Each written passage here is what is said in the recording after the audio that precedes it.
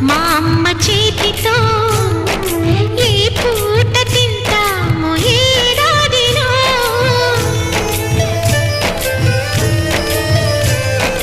చక్కగా మా నాన్న పక్కగా